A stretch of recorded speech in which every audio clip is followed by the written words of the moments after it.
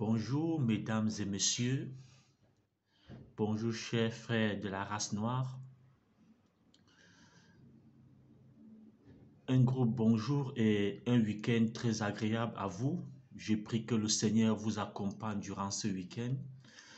Partout où vous allez, que le Seigneur soit avec vous et qu'il veille sur vous, il veille sur tout ce que vous consommerez durant ce week-end dans le nom de Jésus-Christ. Bien-aimés, ce matin, je réponds à une préoccupation, à des questions qui m'ont été posées, d'où mon titre. Doit-on donner de l'argent à l'église? Bien-aimé, je voudrais ici dire que l'église, tout ce que nous donnons à l'église, en fait, quand on parle de dîmes, offrandes, dons, tout ça, ce sont des dons. Ce sont des dons. Dîmes, on pouvait m'enlever le mot dîme, tout ça. Mais tout ça, en fait, ce sont des dons que nous apportons à l'église. Est-ce que devons-nous donner de l'argent à l'église? C'est ça la préoccupation de certaines personnes. Oui, nous devons donner l'argent à l'église.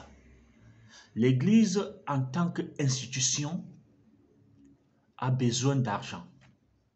L'église, en tant qu'institution humaine, a besoin d'argent.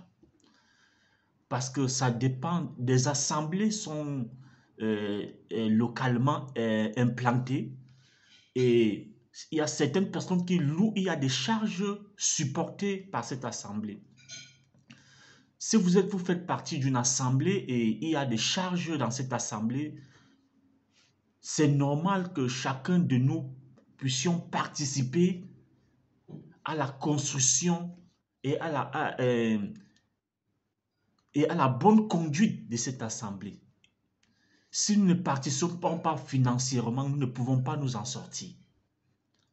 Donc, pour le bon déroulement de l'institution que nous faisons partie, nous devons contribuer pour cette bonne marche. Sans manipulation. Permettez-moi de vous lire un texte biblique dans 2 Corinthiens, chapitre 9, au verset 7.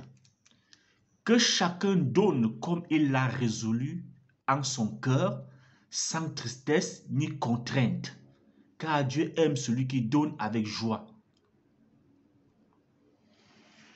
Alléluia. Bien, très chers frères, Dieu ici nous dit clairement dans ce texte que chacun donne comme il a résolu dans son cœur, sans contrainte. Que chacun donne comme il a résolu dans son cœur, sans tristesse ni contrainte. Donc bien, chers frères, on ne contraint pas quelqu'un à donner de l'argent à l'église. Ça doit venir du fond de ton cœur de donner de l'argent à l'église. Quand je parle ici de la manipulation, il y a des leaders qui forcent des gens à donner de l'argent à l'église. On peut forcer quelqu'un de manière physique ou bien de manière psychologique de donner l'argent à l'église. En utilisant par exemple des tests bibliques qui vont te pousser, t'obliger à donner de l'argent. C'est ça, c'est d'où je parle de la manipulation à l'église. Mais l'église a besoin de finances pour fonctionner. Si tu reconnais que tu fais partie d'une assemblée, que cette assemblée a des charges, tu dois contribuer à ces charges. Mais que tu le fasses de manière délibérément, que tu le fasses vraiment, comme la Bible dit en fait, sans contrainte. Que tu le fasses en toute liberté. Que tu aies la joie de le faire. Que tu ne le fasses pas dans l'attente de quelque chose. Ça veut dire quand tu apportes, même quand tu apportes dans la maison du Seigneur, ça veut dire que c'est par amour pour le Seigneur que tu le fais. Ce n'est pas par amour pour quelqu'un. Tu le fais parce que tu ressens au fond de toi que tu devrais le faire. Que vraiment, cette assemblée dont tu fais partie, ça t'apporte quelque chose de bon. Que tu ressens que l'assemblée t'apporte un plus au quotidien dans ta vie. Que c'est grâce à cette assemblée que tu peux étudier, connaître Dieu davantage. C'est dans cette assemblée que tu viens adorer ton Dieu. C'est dans cette assemblée qui t'apporte beaucoup, quoi.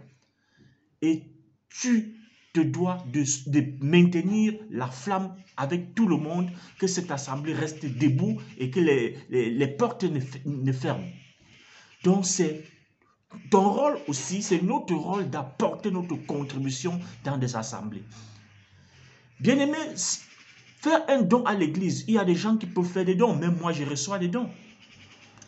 Il y a des fois je reçois des frères qui me donnent des vêtements, il y a des fois je reçois des frères qui me donnent des chaussures, il y a des fois je reçois des frères qui viennent me donner de l'argent, des enveloppes, mais je ne demande à personne de venir me donner cela. Mais quand tu viens me donner, je prends, mais je ne te demande pas de venir me donner cela. Donc si dans ton assemblée, tu vois, par exemple, ton leader, tu estimes que à partir de ce qu'il t'apporte sur le plan spirituel, vraiment, tu peux le faire un don. Tu ressens cela en toi. C'est-à-dire, tu peux faire un don, ton don peut aller au-delà de ce qu'on peut imaginer même. Tu peux faire un don d'un véhicule à ton leader. Tu peux faire un don même d'une maison à ton leader. Mais que ça soit sans contrainte, sans manipulation. Que ça vienne du profond de toi. Que tu ressentes qu'il faudrait que tu le fasses. En fait, c'est ainsi que nous apportons nos dons à l'église. Donc les dons doivent se donner sans être manipulés. Sans manipulation. Donc ces dons qu'on demande souvent dans les églises, on contraint des gens à donner et on fait comprendre que si tu ne donnes pas, tu ne seras pas béni. Voilà les dons que je conteste.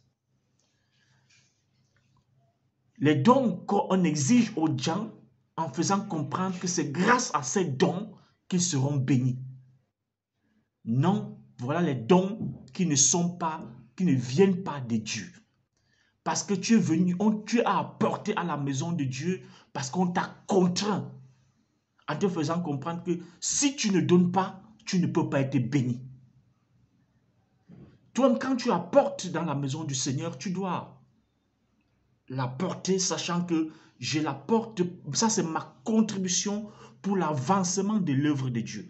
Si cette église a peut-être besoin des instruments, si toi-même tu constates peut-être qu'il y a un micro qui ne donne pas ou il y a un instrument qui ne marche pas, on n'a pas besoin de te dire que ça ne marche pas. Quand tu constates, toi-même tu peux décider délibérément d'acheter un instrument et venir offrir à l'église. Ça, tu l'as fait de tout ton cœur. Bien aimé, cette récompense, un homme ne doit pas venir te dire que quand tu l'as fait, Dieu va forcément te bénir. Ça, c'est entre Dieu et toi, parce qu'en posant un acte ainsi, ça veut dire que tu as présenté, tu as dit au Seigneur, voici ce que je ressens dans mon cœur, je voudrais poser cet acte. Ça, c'est entre toi et Dieu. Si c'est Dieu qui décide si tu es si en fonction de ce que tu as posé comme acte, si en cet acte, il t'apporte une bénédiction ou pas. Ça, c'est entre toi et Dieu. Parce que qui peut évaluer les bénédictions? Les bénédictions ne s'évaluent pas. Parce que Dieu peut même t'accorder la santé, peut-être parce que tu as par exemple fait un don. Il peut bien décider que par le don que tu as posé, voici ce que je t'apporte. Toi, tu ne sauras même pas que c'est parce que tu as posé un acte. Tu peux ne pas poser un acte, Dieu t'accorde toujours des bénédictions. Donc, les actes que nous posons de bienveillance ne conditionnent pas Dieu.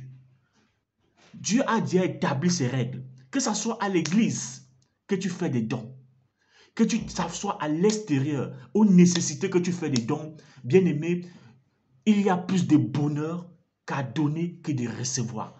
La main qui donne, c'est un principe divin. Tu n'as pas besoin d'être d'abord croyant. La main qui donne est celle qui reçoit. La main qui donne ne manque jamais. Ça veut dire quand quelqu'un a l'habitude de donner, que ce soit à l'église, que ce soit dans la rue, vers des nécessiteux, quelqu'un qui a l'habitude, qui a un cœur d'amour, Dieu veillera toujours à ce que tu ne manques de rien. Parce que pour lui, Dieu souhaiterait que nous les hommes, chacun de nous ait des regards tournés vers son prochain. Que chacun de nous manifeste l'amour envers son prochain. C'est le plan de Dieu pour nous les hommes. Mais si tu es une personne qui ne donne jamais, ni à l'église, ni dehors, tu n'aides jamais des personnes, forcément, tu es un radin. Tu vas te contenter et Dieu, ton problème c'est avec Dieu, ce n'est pas avec les hommes. Je crois que j'ai répondu à la question, une préoccupation ce matin à quelqu'un qui me l'a posé. Si tu as aimé la vidéo, je te prie de la partager, de la liker, afin que nous puissions être enseignés davantage dans ces choses. Bonne journée et bon week-end. Que le Seigneur te bénisse et qu'il t'accompagne partout où tu iras. N'oublie pas de liker. Bonjour.